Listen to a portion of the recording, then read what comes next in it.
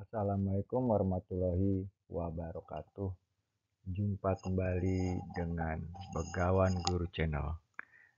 Kali ini kita akan menjelajahi beberapa aspek penting dari peradaban awal Nusantara. Termasuk kita akan bahas tentang asal-usul manusia, perkembangan teknologi, sistem kepercayaan yang berada di Nusantara. Sebelum kita melanjutkan pokok bahasan kita, ada baiknya para pemirsa sekalian untuk subscribe Begawan Guru Channel.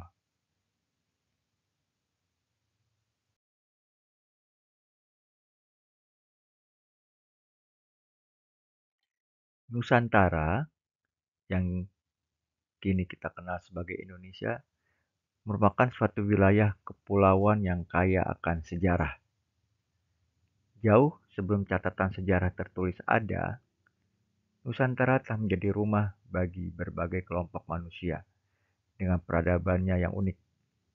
Jejak-jejak kehidupan manusia purba seperti Pithecanthropus erectus atau manusia Jawa menunjukkan bahwa wilayah ini telah dihuni sejak ratusan ribu tahun yang lalu. Kita bisa lihat, saudara-saudara sekalian, perkembangan Pithecanthropus erectus di sebelah kiri. Nah, silakan dilihat ya perkembangan manusia Pithecanthropus erectus. Di Indonesia terdapat dua situs yang berkaitan dengan manusia purba. Situs pertama adalah situs Sangiran, yang merupakan situs arkeologi di Jawa Tengah, Indonesia. Situs ini terkenal karena fosil manusia purba Homo erectus yang ditemukan di sana. Situs ini juga memberikan gambaran nyata tentang evolusi budaya dan juga lingkungan pada saat itu. Situs Trinel ada situs selanjutnya yang merupakan situs arkeologi di Jawa Timur, Indonesia.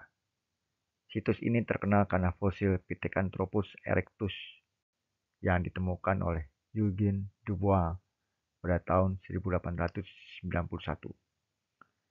Alat-alat batu yang digunakan oleh manusia purba sebagai tanda kemampuan bertahan hidup dan berburu telah digunakan pada masa Pithecanthropus erectus.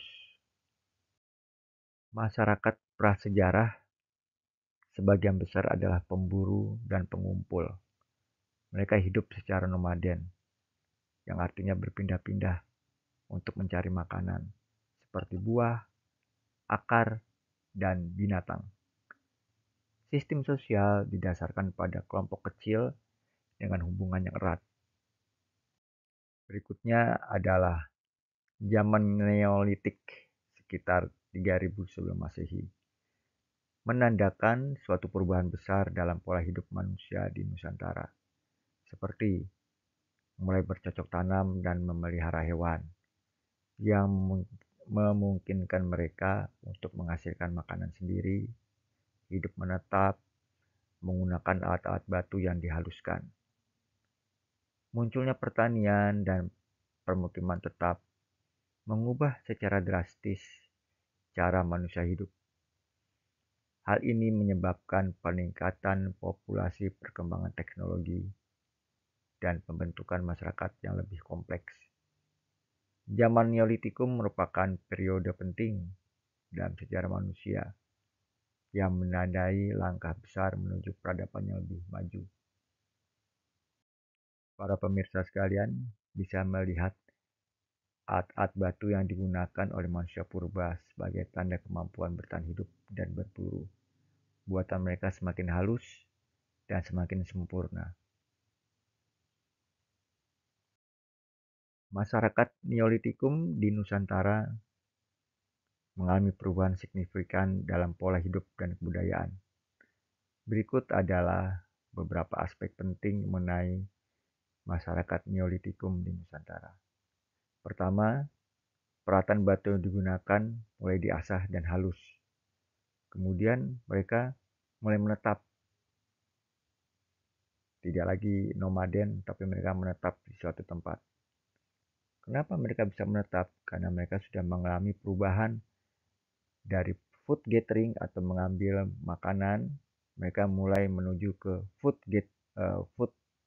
producing, yang artinya mereka mulai memproduksi makanan sendiri karena mereka sudah mengenal bercocok tanam dan berternak. Kebudayaan kapak persegi dan kapak lonjong mulai digunakan pada masa itu, dan masyarakat Neolitikum pada masa tersebut mulai mengenal kepercayaan, dan mereka juga mulai menata kehidupan sosial dan ekonominya. Kemudian kita berpindah ke zaman berikutnya, yaitu zaman Megalitikum.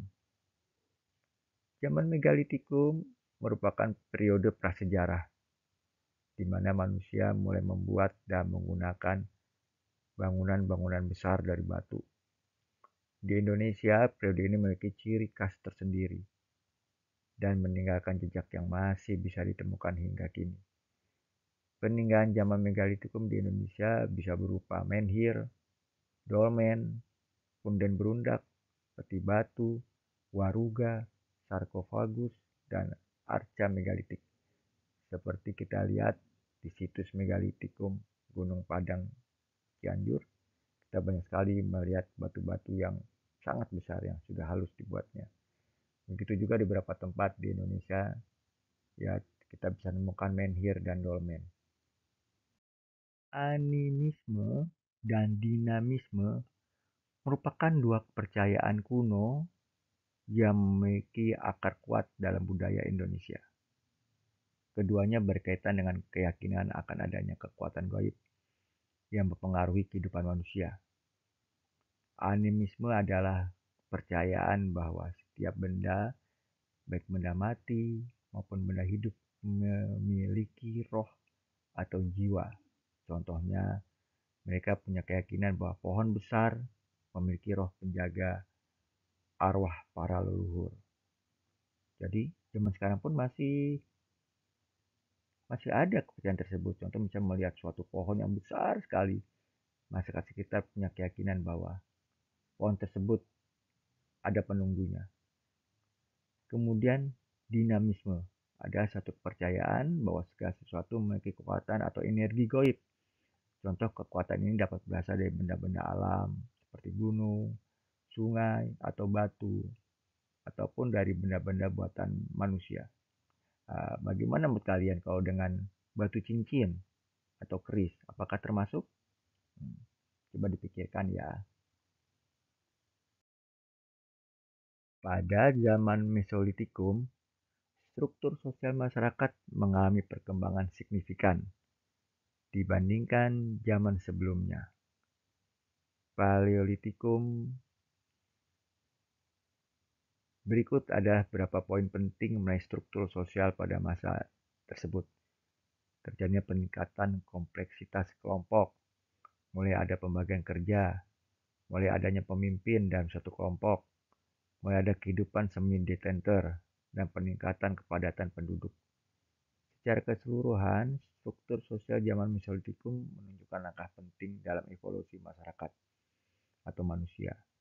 Peningkatan kompleksitas kelompok, pembagian kerja, dan transisi ke semi-sedenter menandai perubahan signifikan dari gaya hidup nomaden Paleolitikum menuju hidup yang lebih menetap. Peradaban awal Nusantara adalah fondasi dari kekayaan budaya Indonesia saat ini. Dengan mempelajari sejarahnya, kita dapat lebih memahami dan menghargai warisan leluhur kita. Terima kasih sudah menyaksikan video kali ini. Semoga bermanfaat. Dan silakan untuk subscribe YouTube Begawan Guru Channel.